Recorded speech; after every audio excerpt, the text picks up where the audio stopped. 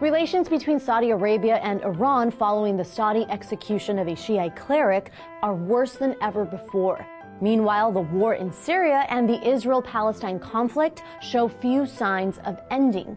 In the middle of all this unrest is the tiny country of Lebanon. The culturally and religiously diverse nation has been caught in a huge tug-of-war between neighboring warfare and discord.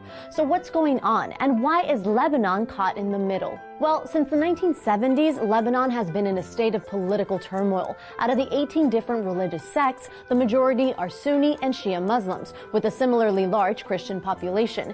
Even the country's constitution delegates the proportions of Christians and Muslims in government.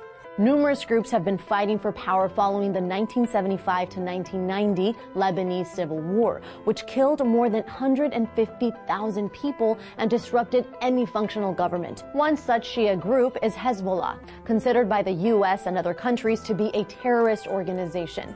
The group is part of an ongoing conflict with Israel stemming from the 1982 Lebanon War. They were originally funded by Iran to lead a Shiite resistance in Lebanon. As such, Hezbollah has decried Saudi Arabia's recent execution of a Shia cleric. Hezbollah has considerable power in both the cabinet and parliament, where they hold 12 seats as the loyalty to the resistance bloc. On the other side, Saudi Arabia is supported by Sunni groups. Many Sunnis believe that Iran is seeking disproportionate control over Lebanon. The majority of the Muslim world is in fact Sunni. Many Lebanese Sunnis are also fighting in neighboring Syria against the Assad regime. And while the Sunni-Shia divide is at the heart of multiple Middle Eastern conflicts, Lebanon also has a sizable Christian population in the mix. During the Lebanese Civil War, the Syrian army invaded Lebanon, ostensibly to protect Christians and establish peace. However, it took until 2005, 15 years after the end of the war, for them to finally withdraw from Lebanon, leaving considerable distrust towards Syria by all three groups. Following the end of the war, the country has had difficulty in establishing a ruling party. Since 2009, the 7 major political groups have been in deadlock in their attempts to form a cohesive government.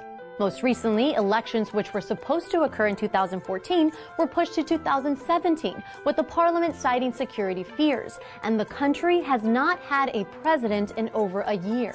Effectively, the country's ongoing crises have become deeply entangled in the surrounding region's conflicts. And because the Lebanese government is comprised of a number of fractured religious and ethnic groups, it has been almost impossible to elect a single unified leader. Despite multiple attempts at a unity government, there is still considerable infighting. On top of all that, more than 1 million Syrian refugees have entered the country, alongside an existing nearly 500,000 Palestinian refugees. And attacks by ISIS have further destabilized the already conflicted government. In the end, Lebanon exists at the mercy of the warring groups surrounding it. Israel, Palestine, Saudi Arabia, Iran, Syria, and every group involved in their conflicts has contributed to endless violence in Lebanon, with no real end or leadership in sight. These conflicts in the Middle East are all incredibly complex and could easily escalate. For a breakdown of what would happen if Saudi Arabia and Iran went to war, check out the video at the top. Or for an explanation of Israel and Syria's turbulent relations, watch our video at the bottom. Thanks for watching. Don't forget to subscribe for more videos every day.